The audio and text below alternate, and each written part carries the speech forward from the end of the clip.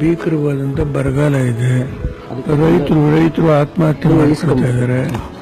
ಈ ಸರಿ ನಾನು ಯಾವುದೇ ಹಬ್ಬ ಇದನ್ನ ಆಚರಣೆ ಮಾಡ್ಕೊಳ್ಬಾರ್ದು ಅಂತ ಈಗಾಗಲೇ ವಿನಂತಿ ಮಾಡಿದ್ದೇನೆ. ನಮ್ಮ ಅಭಿಮಾನಿಗಳಿಗೆಲ್ಲರಿಗೂ ಹೇಳಿದ್ದೇನೆ. ಈ ಸಂದರ್ಭದಲ್ಲಿ ಅತ್ಯಂತ ಭೀಕರವಾದಂಥ ಸಂಕಷ್ಟ ಇದೆ ರೈತರಿಗೆ. ನನ್ನ ಕ್ಷೇತ್ರದಲ್ಲೇ ಆತ್ಮಹತ್ಯೆ ಮಾಡಿಕೊಂಡಿದ್ದಾರೆ. ಎಲ್ಲ ಕಡೆ ಸಂಕಷ್ಟ ಇದೆ.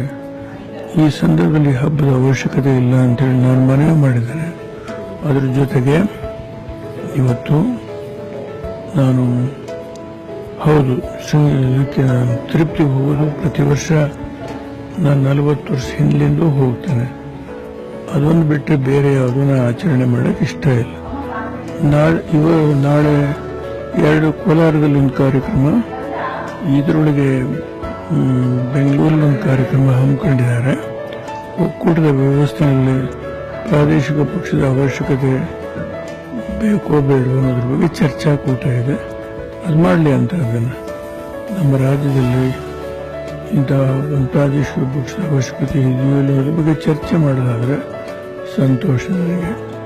ಅದು ಬಿಟ್ಟು ಇದು ಅನವಶ್ಯಕವಾಗಿ ಫ್ಲೆಕ್ಸ್ ಅದು ಹಾಕಿ ನೋಡಿ ಇದೆಲ್ಲ ತಂದಿದ್ದಾರೆ. ಏನು ಮಾಡೋದಕ್ಕೆ ಹೊರಗಡೆ ಎಸಿತೇವೆ. ಆಗ ಬಡವ್ರಿಗೆ ನಾವು ಹಣ್ಣು ಹಂಪಲ ಹಂಚ್ಬೋದು. ನಾ ಎಲ್ಲ ಕಳಿಸ್ತೇನೆ. ನಾ ಏನು ಮಾಡ್ಕೋಬೇಕು? ಎಷ್ಟು ತಿನ್ಬೋದು? ನೀವು ಅನೇಕ ಆಸ್ಪತ್ರೆಗಳಿಗೆ ಕಳಿಸ್ಬಿಡ್ತೇನೆ. ಇದ್ರ ಮೇಲೂ ತಂದಂಥವ್ರು ತರಬೇಡಿ ಅಂತ ವಿನಂತಿ ಮಾಡಿದ್ದೇನೆ. ಏನು ಮಾಡೋಣ? ಅದರಿಂದ ಸರಳವಾಗಿ ನಮ್ಮ ಮನೇಲಿ ನಾವು ಮಾಡ್ಕೊತೀವಿ ಅಷ್ಟೆ. ಈಗ ಪೂಜೆ ಪುನಸ್ಕಾರ ಇಲ್ಲಿ ನಾವು ಮಾಡ್ಕೊಳ್ತಾ ಇಲ್ವ? ನಾವೇನು ನಂಬಿದ್ದೀವಿ ದೈವದಲ್ಲಿ, ಅದ್ರ ಪ್ರಕಾರ ಪೂಜೆ ಮಾಡಿ